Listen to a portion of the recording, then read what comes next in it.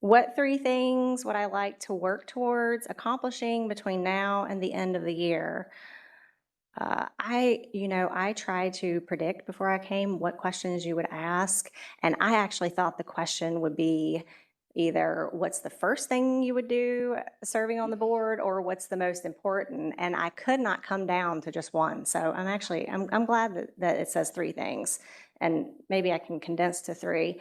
Um, I don't want to harp on school resource officers. It's widely known that I support them, but it comes under a much broader heading of safety. Is safety in the schools. I love that we already see that we're getting those different locks and the key fobs and stuff like that in place. I hope that we'll be really organized with keeping up with those, and deactivating when a teacher, whoever leaves.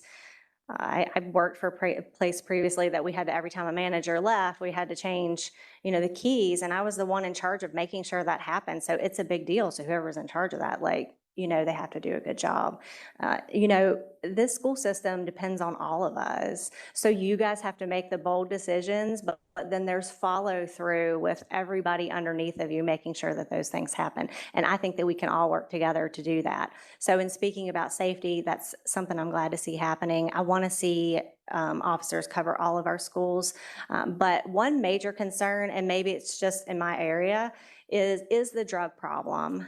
I know that it is hard to monitor what these kids are bringing in and out of school every day. We have to get something in place where they're not bringing these vapes in. If I could speak just specifically to vapes, I hope that they're not bringing drugs in other forms. I don't have any specific cases of that I've heard, but I talk to the students, and the vaping is out of control. And I'm not just talking about, that they're smoking marijuana through the vapes, or doing that, but I'm talking about tobacco, like even in the simplest form, like we're creating addicts. Right? They're already addicted to one substance, and it's so easy to move from one to the next. And they do. And they do. And we see that a lot in District 5. And so I really would like to see, I don't want to use words like a crackdown, but maybe a major revisiting of the drug policy and the discipline, what we do. I have been given so much grace in my life that I like to give grace, and I love kids. But my husband often tells me that if you keep bailing them out now, you're going to bail them out of jail when they're adults. And so I think that we have to have strict policy on drugs. And it may say, and vaping, they may say, well, you can't prove that that's what they're smoking, but if they have the devices on them and they say, well, you can't search them, we can do stuff. I'm not saying we can search them, but we can do things to ensure that it's not in and out of the schools. When I talked to the government club at Spotswood earlier this year, you see all this stuff online, and you're like, is this really going on in our schools? And so we were talking about the drug issue, and I even believe maybe they brought it up. I can't remember, but I said, are our students really like smoking marijuana in the vapes at school? Like, it's just so foreign to me. We didn't even really fight. I could probably count on my hand the number of fights in Elkton Middle School when I was there. Like, we didn't fight. The boys didn't even fight. So it just seems so foreign that we should even have to ask the question. But I asked them, and they said yes. They were like, yes. And they said, and we hate it. They said, we hate it. We hate the smell of it. We can't stand it. And we were camping over the weekend, and I spoke to, she was going into 8th or 9th grade here in Stanton City Schools. So she's moving schools, and just a girl in the campground. And I was asking her questions because I do it everywhere I go. But she's moving out of Augusta County, so it wasn't like, oh, it was a city school. It was Augusta County. And she said, well, she was in middle school. I think she was 7th, going into 8th. And she said, yeah, she's like, they're vaping all the time in the bathrooms. And she was like, you can't do anything about it. And I think that we can do something about it. So I know that this problem is not just here, it's everywhere, but I would just like to see us take a strong stance against it. And let me think, I don't know if that was three things or not, but the safety, which encompasses a lot, you know, the officers, the drugs, the violence, there's lots of fights. And you know, can we create an atmosphere of peace maybe in our schools? Like, what can we do to create peace? You know, is it because there's 3 and 4 minutes in between classes that we're like, oh, you can have your phone? And I mean, it's intensifying everything that's going on social media with those kids. Like, you know, I don't have a cookie cutter answer to what the electronics policy should be, but what can we do? Like, is it a contributor to what's going on with these fights? And I will tell you that the fights I hear about at East Rock, like, it's mostly, it started on the phone. Well, she said this. Some of that I know parents can deal with, and you know, it's not, we can't control what they did before they came to school, but we certainly can control what they do on grounds. And that's hard. That's almost like the hard love thing, you know. And it's back to the addiction thing too. Like, are we enabling the electronic addiction even while they're at school? So it's all related. But I definitely, the drugs, the violence, and we have good schools. Like, I don't want to say that they're out of control, but we have a lot of work to do. So I guess I would say that. The next question. What 3 things would you like to work towards accomplishing between now and the end of the year? The first thing, as you all know, that I've been very concerned about is the transparency. There has been a lot of talk about policies within the school board and how those are written and how those are maintained. And I believe what we have is not really a policy problem, but we have an accountability problem. Meaning, I'll just take the most recent situation that I have dealt with my children. The cell phones are not to be on in school. They're not to be on in school. There are specific times that those cell phones can be used. But I will get a text or a call from my student during those times. And I can see that they're supposed to be in class at this time. And I'm like, dude, no, this is not the time to be calling me. And he's like, oh, my teacher doesn't care.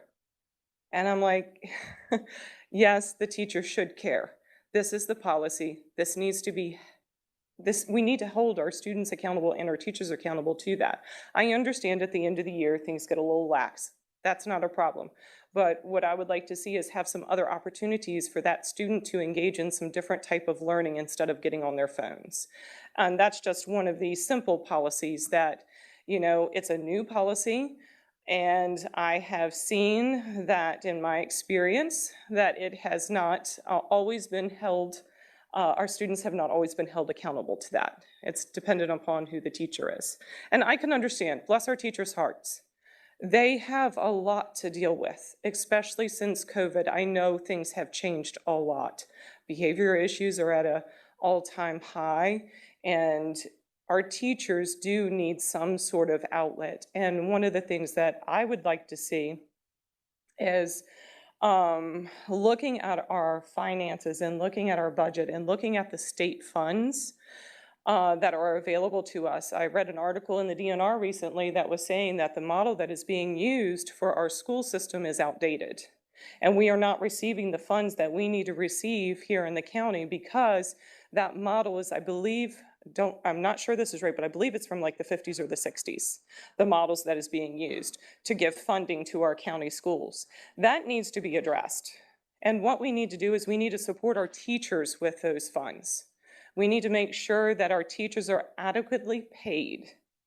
Not that that's going to make a difference in the behavior issue that we have going on, but it is going to help them feel that they are supported and valued. And that goes a long way when we're talking about our students, because if you want a happy student, you need a happy teacher. So the second thing I would do is to look at the fiscal policies that we have and the money that's available to our county through the state to make sure that we are adequately funded and our teachers are paid appropriately. And that also means having teachers' aides and teachers' assistants so that when there is a student that does have some behavior issues, that there is an aide that can work directly with that student and that can provide that support that the teacher is not necessarily able to provide, because sometimes a teacher will have 24 students in a class. And trying to focus on that one student could be a challenge, is a challenge. So having the correct support system there for our teachers, that would be the second thing that I would like to work towards in the short term, is the finances. And the third thing that I would like to work for, and all of these they're not in order, so I'm just saying them as I'm thinking of them, but safety is so crucial.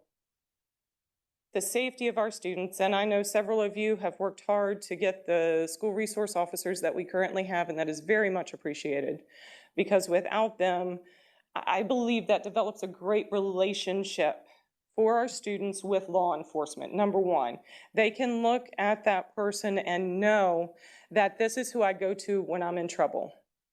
Okay, they know that that police officer is there to support them and to help them in those difficult moments. Not as a punitive thing, but this is who I can go to when I need help. I can go to my resource officer. We actually had a neighborhood night out last night in our neighborhood, and we had one of the school resource officers come to our neighborhood, and he played cornhole with our kids. And building those relationships is crucial to the development of our children's sense of safety. And there is nothing that I am more passionate about than making sure our kids that we send off to these schools arrive home safely. And that is safety from any physical harm, safety from mental harm, which includes bullying, name calling, and any of those things.